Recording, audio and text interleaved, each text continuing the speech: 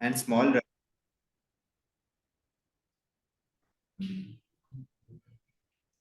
The blood test for the IgG antibodies to toxoplasma and cytomegalovirus and was positive. Testing for syphilis, cytomegalovirus antigen, strongyloids antibodies, cryptococcal antigen, and urine histoplasma antigen were negative. There were white plaques on the tongue, scars from the zoster on the right thorax, and small rubbery lymphadenopathy in the left axilla. Okay. Brain MRI brain किया क्या? MRI brain हाँ किया है. The chest X-ray was normal. The CT of the abdomen pelvis obtained after the admission of the administration of the contrast material showed upper abdominal retroperitoneal pelvic lymphadenopathy, splenomegaly, a duodenal diverticulum, and a gallbladder wall thickening. So during the next 9 days, psychiatric symptoms persisted. Fevers occurred daily with temperature 40.1 degrees Celsius and extrapyramidal side effects developed. CT of the brain showed no clinically significant abnormality. CT of the chest without contrast material revealed a few non-specific nodules and multiple supraclavicular, mediastinal, and upper abdominal lymph nodes up to 12 mm in diameter.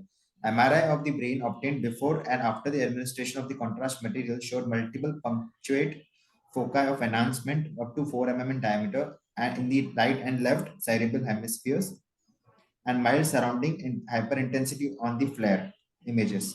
The distribution of the lesions were predominantly intraaxial and involved white matter and the junction of the gray and white matter. Although one lesion appeared extraaxial and another lesion appeared to involve cortical gray matter.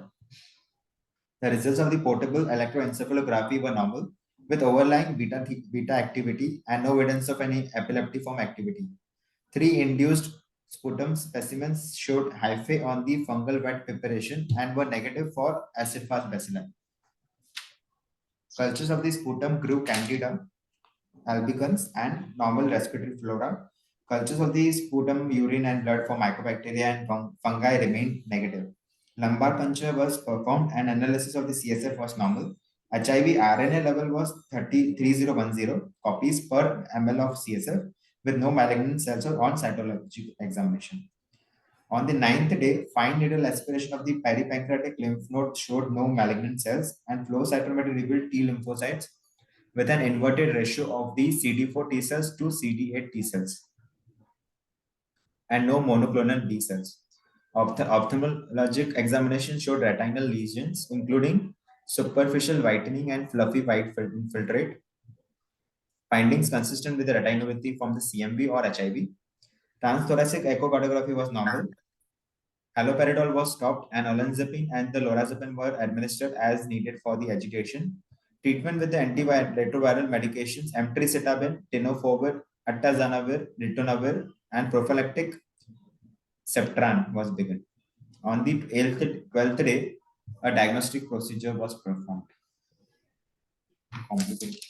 So see, basically this is a relatively young man, 30, who has come with fever, wasting duodenal mass, and altered behavior.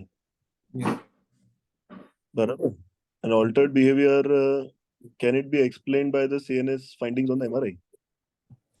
So the CNS findings bilateral punctate ring enhancing lesions in both cerebral hemispheres, na? Yes, sir. Ring enhancing.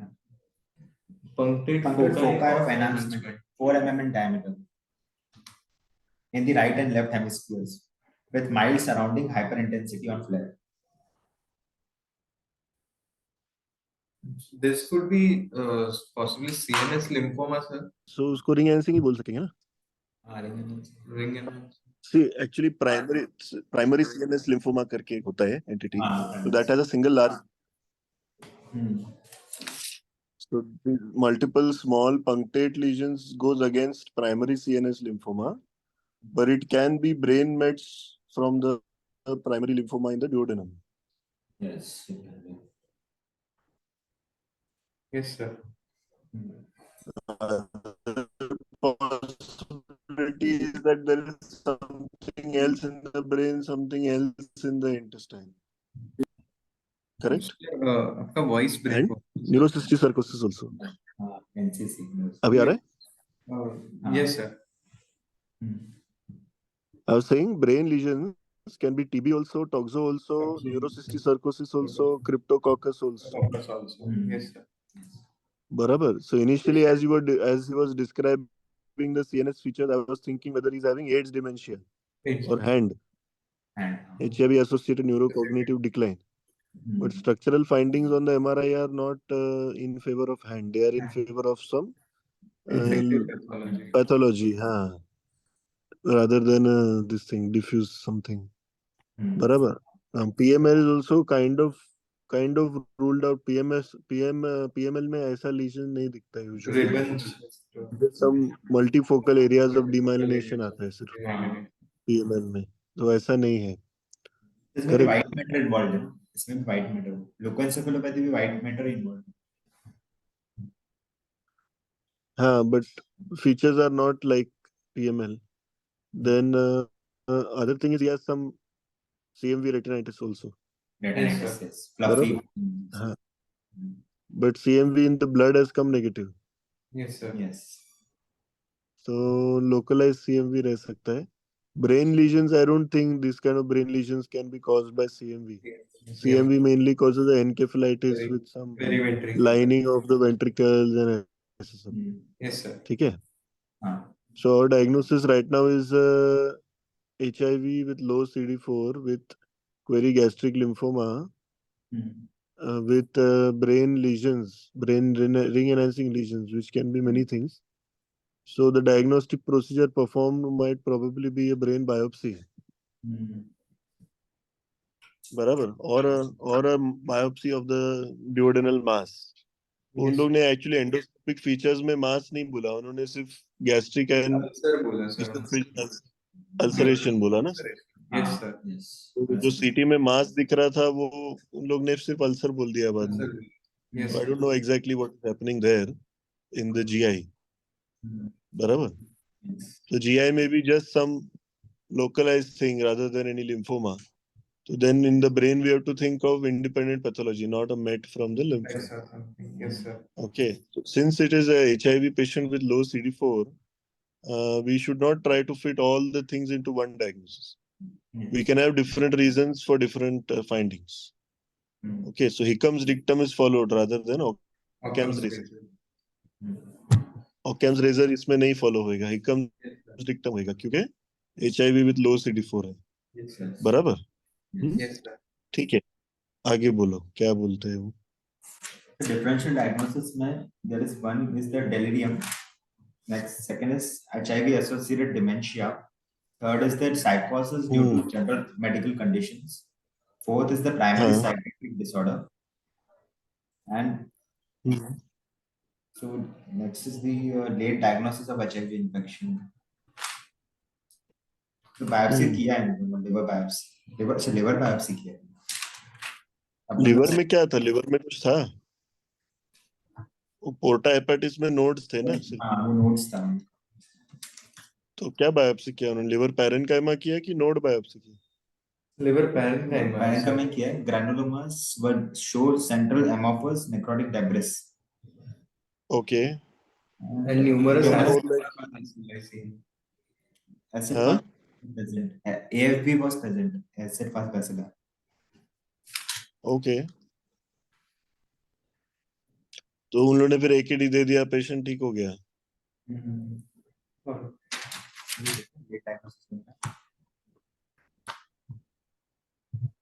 नहीं sir लिखा है date diagnosis का पढ़ना. In any patient with fever and sudden change in the mental status, infection or a malignant condition of the CNS must be considered. In this patient with HIV infection and a low CD4 T cell count, our differential diagnosis has to include processes that cause central nervous system disease in immunosuppressed host. Cerebral toxoplasmosis is possible since the patient has serological evidence of past infection. However, no brain abscess was identified on MRI, making this diagnosis unlikely. Cryptococcal meningitis is another possibility. Results of CSF analysis are often bland in cryptococcal meningitis, since organisms may not elicit a robust in the inflammatory response. The absence of the cryptococcal antigen in the CSF of this patient makes the diagnosis unlikely. Mycobacterial tuberculosis may cause chronic CNS disease. Does not have any evidence of tuberculous meningitis or tuberculoma. MRI may reveal a gross disease. It is not particularly sensitive for the detection of the invasion of the CNS. Therefore, the TB should affecting the CNS cannot be ruled out. CMV infection should also be considered, especially given the abnormalities seen on the retinal examination. Testing for CMV in the blood and the CSF was negative, and this makes CMV encephalitis unlikely, although not impossible. This patient is also at a risk of progressive multifocal leukoencephalopathy or lymphoma associated with the EBV, but there is no imaging evidence to support this diagnosis. In this profoundly immunosuppressed patient, multiple opportunistic infections may be involved. Since the laws of medical parsimony that do not apply to the patient with a low CD4 T cell count, the range of possible opportunistic infections is vast, but most diseases caused by the relatively small number of organisms. The two most important predictive factors in this case are the CD4 T cell count of 30 per cubic millimeter and the fact that the patient comes from the island in the Caribbean where tuberculosis is endemic. His fever, chills, sweats, cough, and lymphadenopathy are all consistent with the disseminated TB, although he had a negative purified putin diluted skin test for TB. This test lacks sensitivity in the normal host and is likely to be uninformative in this patient with a low CD4 T cell count. We also need to consider fungal infections that behave like TB, including histoplasmosis. During the patient's hospital course, he had a persistently high aspartate aminotransferase level. Since the initial review of the lymph node aspirate did not show any acid-fast bacilli or fungi, the next step was a liver biopsy. Okay. Examination of the liver biopsy specimen showed several epithelioid granulomas, some of them necrotizing. Histochemical staining for the AFB revealed numerous acid-fast bacilli. The diagnosis was mycobacterial infection of the liver with necrotizing granulomatous inflammation. Shortly after the diagnosis was made, the various cultures were reported as positive for MTB complex, including the liver biopsy, peripancreatic lymph node aspirate, sputum, blood, or urine. Therefore, the final anatomical diagnosis is disseminated MTB infection. The large number of bacilli and the somewhat looser arrangement of the histiocytes are consistent with the immunodeficient status of the patient. And the diagnosis of MTB was confirmed. We took another look at the peripancreatic lymph node aspirate to see whether we can find any acid-fast bacilli. Review of the aspirate revealed lymphocytes and small amounts of amorphous granular debris in which acid-fast bacilli were identified. This case underscores the fact that the identification of the AFB is challenging and that organisms can be overlooked. Therefore, when there is a high clinical suspicion of MTB, it is mycobacterial disease. It is important to notify the pathologist so that extra time can be spent. Okay. Okay.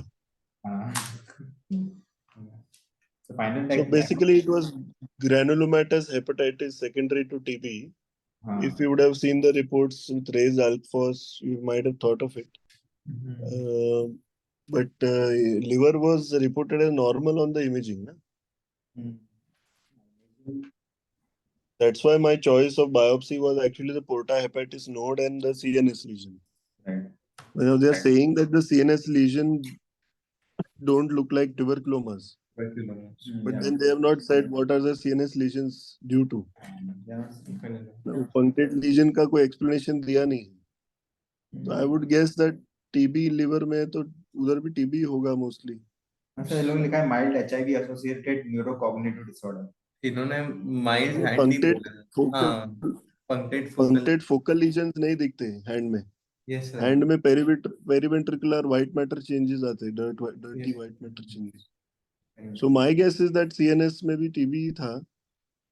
Toxo possible, but they are too small. They are right, and toxo would localize to the basal ganglia. Toxo would not be in the cerebral hemisphere. They are more in the basal ganglia. बराबर. So I think CMV का treatment आँख में करने का intravitreal गैनसाइक्लोविर देने का, oral वैलगैनसाइक्लोविर देने का, टीबी का ट्रीटमेंट देने का, स्टीरॉइड देने का थोड़ा सा for the CNS, then after stabilization ART चालू करने का. Yes, sir. तो वो मास लीजन गुड केस. क्या थे? लीजन जो आए ब्रेन पे वो ट्यूबरकुलोसिस के ही रहेंगे. मुझे वही लगता है. We don't have any other reason ना for it. They have also not given any reason. Yes, sir. इसमें यहाँ पे लिखा है EG ऑपरेट किया.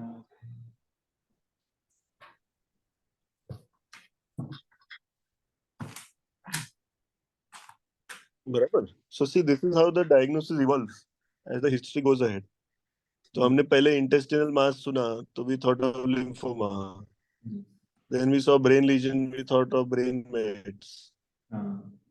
बड़ी सो वो उन्होंने एंडोस्कोपी में मास बोला, मास नहीं है सिर्फ अल्सर है, तो we kind of gave up on the lymphoma and concentrated more on the mass lesions of the brain. So mass lesions of the brain in HIV, this we have discussed before.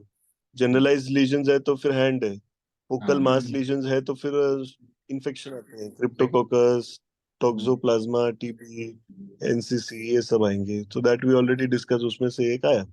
बराबर. So good case. I mean, good for approach. Yes, sir. The only thing probably I would not have done was the liver biopsy, because we didn't have, I mean, except for the high alk phos, which can be hid in many infections, we didn't have any reason to do liver biopsy. We had a reason to do porta hepatic node biopsy and brain biopsy. Brain maps. Yes, But sir. उनका judgment was accurate actually. Liver biopsy में उनका answer मिल गया, so good for it, good for them. But they also said that he had severe scrotal pain and with swelling and tenderness and induration. So they did a USG, and in USG also they got evidence of disseminated TB. Complex TB. Correct. Testicular mass and Correct. So their working diagnosis was also a disseminated TB, and they then said that Correct. So during this scrotal things are there na in TB. Stigmata of yes, TB में आता है ना. stigmata of TB, So you epididymis. may get scrotal lesions in TB, epididymitis. And during this time, there was also an increase in his alk phos levels from 185 to 722, suggesting the worsening of patient's liver disease. And these all findings were consistent with iris. Okay. And so they started him on prednisolone, and he had a rapid clinical response with decrease in alk phos with an improvement in fever. He had reactivation of latent CMV at that time, so he was treated with ganciclovir also. And as they tapered, the prednisolone fever reoccurred, but the pattern of fever was relatively constant, lacking the normal diurnal variation, which is typical of the infection. Patient looked and felt well, which suggested that fever might be medication related. They discontinued the rifabutin, which was a part of his antimycobacterial treatment, and fever got resolved. And after discontinuation of prednisone, asymptomatic hypercalcemia developed with calcium levels as high as 13.5. And they assumed that this was due to parathyroid independent mechanism related to vitamin D D3 by macrophages in reactivation of TB. कैसे होएगा बोलो? Correct. बराबर है ना ये? What is the mechanism of hypercalcemia in sarcoid? They release the hormone na vitamin D का D3 release करते हैं directly. Parathormone. Who releases? So Who releases the hormone? the macrophages, which are present in the granulomas, they will release the Correct. Exactly. So sarcoid में देखो necrotic granulomas नहीं होते. Yes, they are well formed granulomas. So there are more macrophages. So these macrophages then have the last step of hydroxylation of vitamin D is increased. So that is the mechanism of hypercalcemia in sarcoid. Barabar. So same way in TB also, if patient's immunity is low, granulomas are ill formed. Because forming the granuloma needs a type 4 hypersensitivity reaction, na? Yes, sir. बराबर. So once you start treating, the patient's immunity improves. Once the patient immunity improves, the granulomas start getting formed.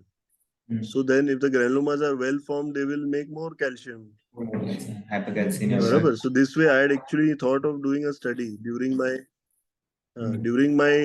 DNB period and the ID period. I had thought of doing this study. Can an increasing serum calcium be used as a marker of iris? Yes. Okay. Barabar. Suppose somebody has TB, you started him on AKT, you gave him AKT, then you gave him ART, immunity improved and calcium increased. So if the findings are so there are no biochemical confirmation of iris. Iris is a clinical diagnosis. So my theory was this: can in granulomatous diseases, can the increasing immunity lead to increased calcium, and can that be used as a biochemical hint or a biochemical marker of iris phenomenon? Barabar. So they have actually now. I didn't know that somebody else also thought of this. So I feel good that NEJM people agree with my theory. So they are saying the same thing, ना? TB था इसको TB treat किया तो उसके granuloma अच्छे से calcium बनाने लगे, इसके लिए हाइपरकैल्सीमिया हो गया. And till he was on steroids, the hypercalcemia was well controlled. जैसे स्टीरॉइड टेपर किया, हाइपरकैल्सीमिया बढ़ गया. हाइपरकैल्सीमिया ज्यादा होएगा तो फिर क्या होएगा? What are the features of persistent hypercalcemia? Clinical features.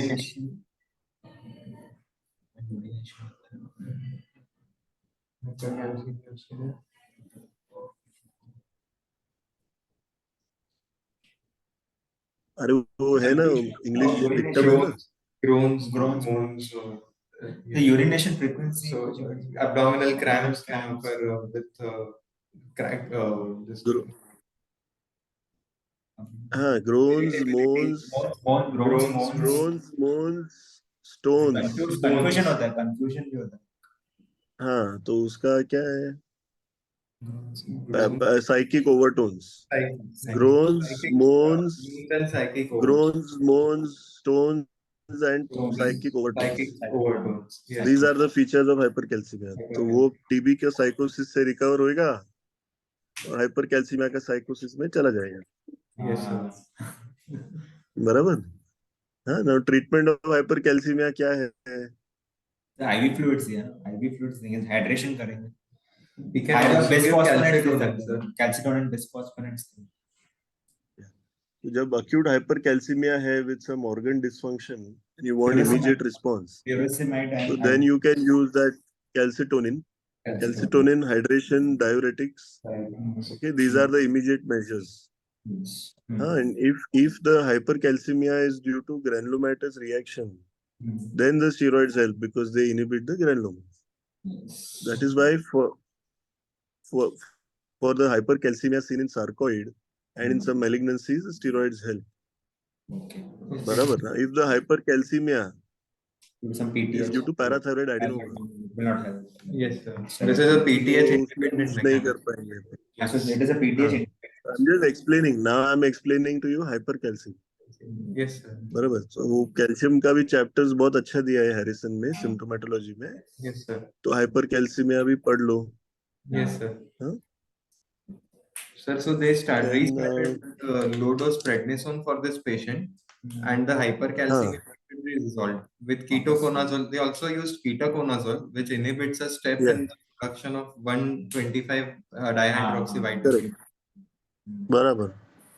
Perfect. And the patient was discharged after 4 weeks in the hospital, and at which time he was medically stable and markedly improved mental status. He continued his therapy for TB and HIV.